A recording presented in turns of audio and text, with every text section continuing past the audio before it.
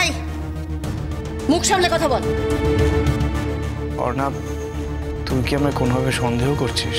দেখ শুভ, আমি যখন তোকে সন্দেহ করছি না, তেমনি অদ্রিজাকেও সন্দেহ করতে পারছি না।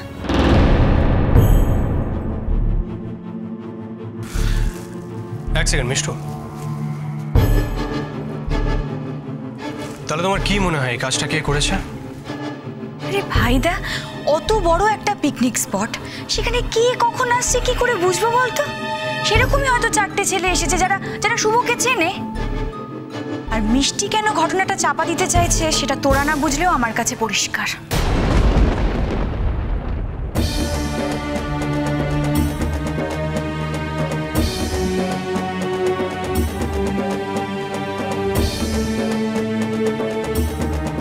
কেন চাপা দিতে চাইছে? ও চাপা দিতে চাইছে এই কারণেই, কারণ ও জানে ওর দিদি যদি এই ঘটনায় জড়িয়ে পড়ে আমরা কেউ তাকে ছাড়বো না, জেল হাজত করিয়ে ছাড়বো। আর এই ব্যাপারে ওর দিদির থেকে ও বাবা মায়ের জন্য বেশি চিন্তিত, সেটা ওর কৃতজ্ঞতা বোধ। এটার সঙ্গে তুমি অন্য কিছু গুলিয়ে ফেলছো নাকি মিষ্টু? বাবা, আমার মনে হয় এই ঘটনাটা মিষ্টি এই কারণেই চাপা দিতে চাইছে কারণ ও আমাদেরকে সবটা সত্যি কথা বলছে না।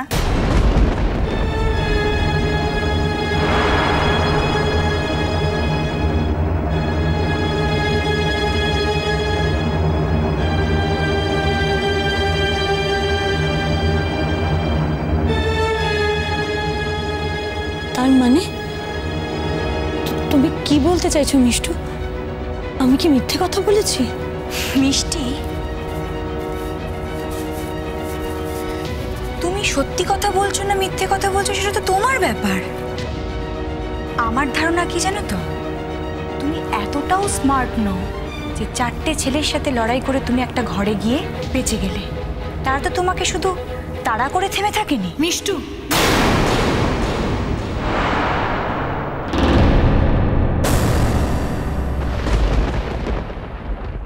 অর্ণব, আমার মনে হয় এখানে মেঘলার কথাগুলি বিশ্বাস করা উচিত, তোর কল্পনাগুলোকে নয়।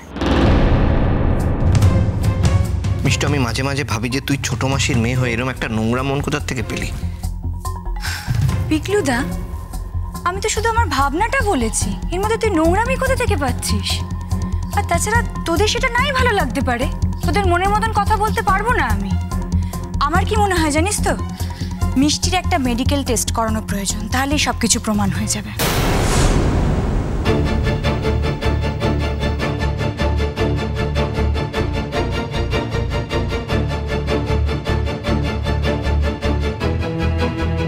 খবরদার মিষ্টু, অনেক দূরে গিয়েছো তুমি।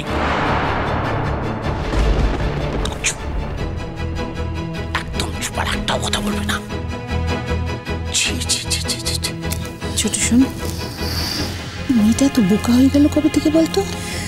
শুভঙ্করের সঙ্গে দাঁড়িয়ে এই সমস্ত কথাগুলো বলছে। হাজার হলো একটু বাইরের ছিলে তো, নাকি? তাতানের মুখ চোখের অবস্থা দেখেছিস?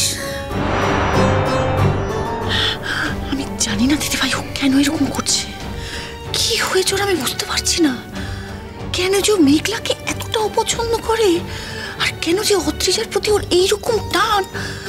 না দেখো, টান তো একসময় আমারও অদ্রিজার প্রতি হয়েছিল, কিন্তু আমি যখন ওর আসল রূপটা বুঝতে পারলাম তখন তো আমি সম্পূর্ণ বিসর্জন দিয়েছি। কিন্তু মেয়েটা যে কেন বুঝতে পারছে না, কেন দেখতে পাচ্ছে না অদ্রিজার আসল রূপটা, সেটা যে কতটা ভয়ঙ্কর কিচ্ছু আমি জানি না। শুভঙ্কর, এই ব্যাপারটার কিন্তু আমি শেষ না দেখে ছাড়বো না। আজকে মিষ্টু যে কথাটা বলছে, ওর যেটা মনে হচ্ছে সেটা তো কালকে আরো অন্য লোকেদেরও মনে হতে পারে। না, আমি জানি আমার বাড়ির লোকেরা হয়তো সেইভাবে ভাববে না, বাইরের লোকেরা ভাবতে পারে, আর সেই সুযোগ আমি কাউকে করে দেবো না। সুতরাং সত্যটা খুঁজে বের করার জন্য যা করতে হবে আমি কিন্তু সবটাই করব। আমি শুধু তোমাকে একটা কথাই বলতে চাই যে আমি তোমাদের পাশে আছি। আর হ্যাঁ, অদ্রিজার সাথে আমি বন্ধু হিসেবে কোনো যোগাযোগ রাখবো না। দেখো, সেই ব্যাপারে তো আমরা তোমাকে কিছু বলতে পারি না, সে ব্যাপারে আমার তোমাকে কিছুই বলার নেই। আমি শুধু তোমাকে একটু ওয়ার্ন করে রাখতে চাই যে যেহেতু পুলিশ স্টেশনে তোমার নামটা তোলা হয়েছে, তোমাকে কিন্তু ওরা ইন্টারোগেট করলেও করতে পারে। তুমি একটু দেখে নিও আর একটু বের করো। তুই প্লিজ এইসব কিছু বলো না, আমার খারাপ লাগছে একটু শুনে। দেখো আমি তো জানতে চাই যে এই কথাগুলো কেন বলেছে, কারা বলেছে। সো আমি 100% কোঅপারেশন করবো। Thank you Shubhankar. এরকম একটা বিচ্ছিরি ব্যাপারের মধ্যে তোমাকে আমাদের জন্য জড়িয়ে পড়তে হলো, তার জন্য আমি সরি। কিছু মনে করো না প্লিজ। প্লিজ এইভাবে বলো না, তা নিজেকেই পর মনে হচ্ছে। দেখো তুমি যখনই ডাকবে তখনই চলে আসবো। এখন আমি আসি। আসছি।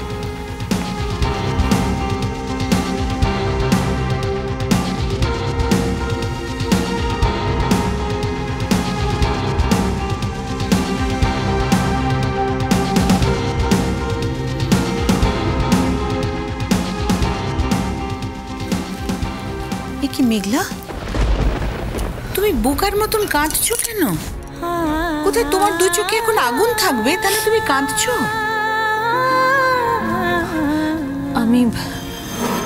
আমি কদিনের জন্য একটু বাড়ি যাব। মেঘলা, কাকে জিজ্ঞেস করছিস তুই কথাটা? তোমাদের সবাই কি বলছি? না, তুই কোথাও যাবি না। মেঘলা, তুই যদি কয়েকদিনের জন্য বাপের বাড়িতে বেড়াতে যেতে চাইতিস তো ঠিক আছে, যেতিস। কিন্তু এখন এরকম সিচুয়েশন বাড়ির, তুই বাড়ি ছেড়ে কোথাও যাবি না। মেঘলা, আমরা সবাই তোর সাথে আছি, তোর পাশে আছি। আর তুই যেটা বলবি আমরা শেষ পর্যন্ত কিন্তু সেটাই বিশ্বাস করব। এখন একটাই শুধু দেখার, কেঁচো খুঁড়তে কেউটে বেরিয়ে পড়ে কিনা।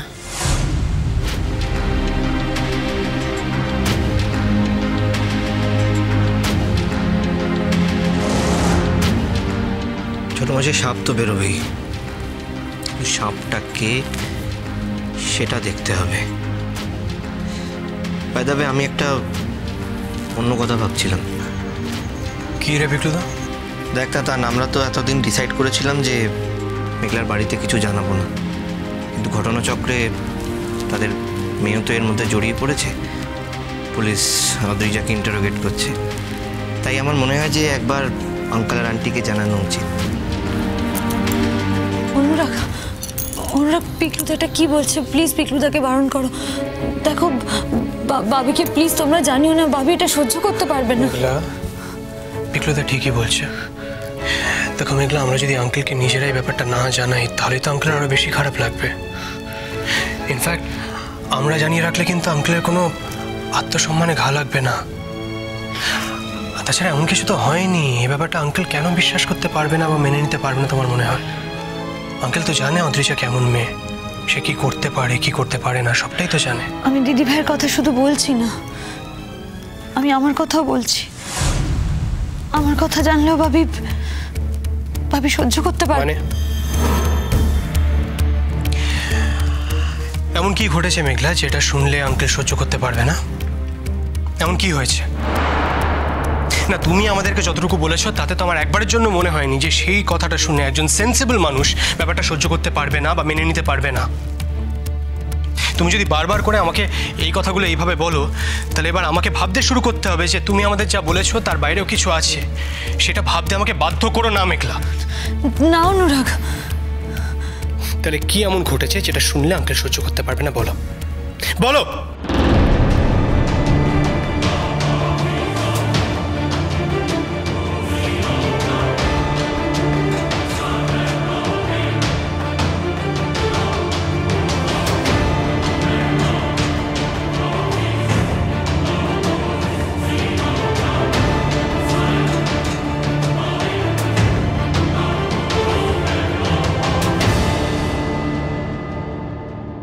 না জেনে না শুনে তো কথা বলছিলাম, পরিষ্কার তো শুনতে পাচ্ছি যে কিছু একটা হয়েছে। তুমি দেখবে এরপর ঠিক তিথির নাম উঠবে, ঠিক তিথির নাম উঠবে, তুমি দেখবে। তিথি যদি কিছু করে থাকে তাহলে তার নাম 100 বার উঠবে। তুমি কি আমাকে কথা বলতে দেবে? আমাকে শুনতে দেবে কি হয়েছে?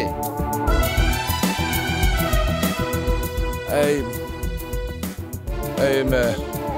অনুরাগ, হ্যালো